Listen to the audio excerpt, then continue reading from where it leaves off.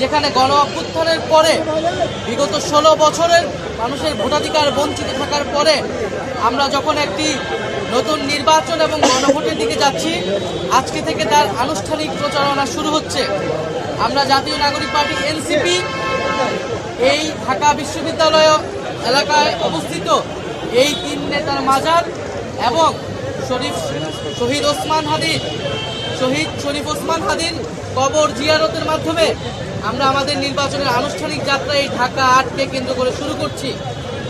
প্রিয় সাংবাদিক ভাই বোনেরা এবং প্রিয় দেশবাসী, আপনারা জানেন এই ঢাকা বিশ্ববিদ্যালয় এলাকা থেকে 2024 সালের গণ অভ্যুত্থানের অগ্নিপাত শুরু হয়েছিল।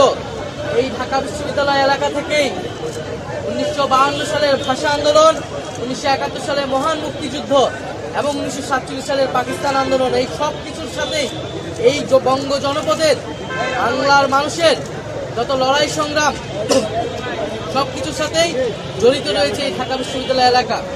আমরা তাই এই ঢাকা 8 আসনকে নির্বাচন করেছি আমাদের আনুষ্ঠানিক কার্যক্রম প্রথম শুরু করার জন্য।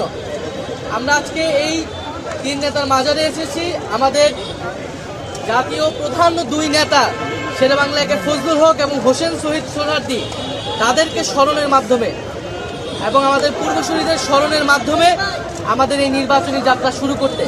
কারণ আমরা জানি এই বাংলাদেশের রূপকার ছিলেন শেরেবাংলা একে ফজলুল হক, এই বাংলাদেশের অন্যতম স্থপতি ছিলেন হোসেন শহীদ সোহরাওয়ার্দী। শেরেবাংলা ফজলুল হক জমিদারি ব্যবস্থার বিরুদ্ধে লড়াই সংগ্রাম করে এই বাংলাদেশকে এগিয়ে নিয়ে গিয়েছেন, বাংলাদেশের কৃষক শ্রমিক সাধারণ মানুষের অধিকারকে রক্ষা করেছেন। একইভাবে ফ্যাসিবাদী ব্যবস্থার বিরুদ্ধে লড়াই সংগ্রাম করে আমরা একটি নতুন বন্দোবস্তের দিকে এগোচ্ছি। অন্যদিকে হোসেন শহীদ সোহরাওয়ার্দী এই বাংলাদেশে গণতন্ত্রের ভিত্তি স্থাপন করেছেন। 24-এর গণ অভ্যুত্থানের পরেও আমরা বাংলাদেশে নতুন করে গণতন্ত্রের ভিত্তি স্থাপন করছি এই নির্বাচনের মধ্য দিয়ে। এবং আমরা অবশেষে যাব শরীফ ওসমান হাদি, আমাদের জুলাইয়ের অকণ্ঠ সৈনিক, আমাদের জুলাইয়ের সিপাহসালার আধিপত্যবাদ বিরোধী লড়াইয়ের শহীদ সৈনিক শরীফ ওসমান হাদি, তার কবর জিয়ারতের মাধ্যমে আমরা এবারের নির্বাচন যে আমাদের আধিপত্যবাদ বিরোধী যাত্রা, আমাদের আজাদির যাত্রা, সেই যাত্রা আমরা শুরু করছি শরীফ ওসমান হাদি ভাইকে ধারণ করে স্মরণ করে। এবং আজকের এই নির্বাচনী যাত্রার আমাদের শুরুর 2টা বক্তব্য হচ্ছে, এক, প্রথমত গণভোটে সারা বাংলাদেশের মানুষকে আমরা আহ্বান জানাচ্ছি, গণভোটে আপনারা হ্যাঁ ভোট দিন। গণভোটে হ্যাঁ এর মাধ্যমে সংস্কারের যাত্রাকে অব্যাহত রাখুন এবং শরীফ ওসমান হাদি ভাইকে যারা হত্যা করেছেন সেই হত্যাকারীদের বিচার আমাদের আজকের এই নির্বাচনী যাত্রার অন্যতম প্রধান দাবি, অন্যতম প্রধান এজেন্ডা। আমরা নির্বাচনের আগেই তার চার্জশিট থেকে শুরু করে সকল কার্যক্রম যাতে সম্পন্ন হয় এবং আমরা অবশ্যই এই হত্যাকাণ্ডের সুষ্ঠু বিচার আমরা এই বাংলার মাটিতে আদায় করে ছাড়বো ইনশাআল্লাহ। আমরা কাজী নজরুল ইসলাম, আমাদের জাতীয় কবি কাজী নজরুল ইসলামেরকেও স্মরণ করে আমাদের নির্বাচনী পদযাত্রা শুরু করবো এই ঢাকাতে।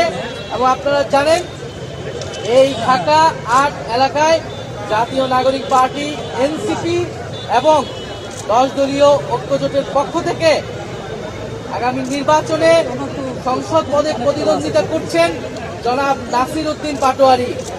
জনাব নাসির উদ্দিন পাটোয়ারি বাংলাদেশের মানুষের যেই মনের কথা, বাংলাদেশের মানুষের যেই স্বপ্নের কথা, ঢাকা 8 বাসিন্দার যেই কষ্ট দুঃখ দুর্দশার কথা তিনি তুলে ধরছেন। অত্র এলাকার দুর্নীতি, চাঁদাবাজ এবং সন্ত্রাস, যাকে ভয় করে এই এলাকার মানুষ কোনো কথা বলতে পারে না এতদিন, নতুন মাফিয়া এসেছে এই ঢাকা এলাকায়, সেই নতুন মাফিয়াদের বিরুদ্ধে, নতুন জমিদারদের বিরুদ্ধে নাসির উদ্দিন পাটোয়ারি 10 দলীয় ঐক্যজোটের পক্ষ থেকে তার কথা বলে যাচ্ছেন, ভোট চেয়ে যাচ্ছেন।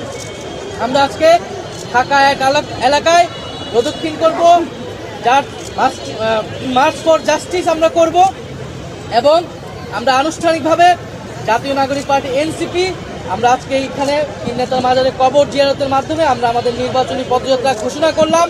সারা বাংলাদেশের মানুষের প্রতি আমরা আহ্বান জানাচ্ছি, আপনারা 10 দলীয় ঐক্যজোটকে বিজয়ী করুন, 10 দলীয় ঐক্যজোটের মার্কাকে বিজয়ী করুন এবং জাতীয় নাগরিক পার্টি এনসিপির সারা দেশে যেই 30 জন প্রার্থী রয়েছে সেই 30 জন প্রার্থীকে শাপলা মার্কায় বিজয়ী করে সংসদে পাঠান।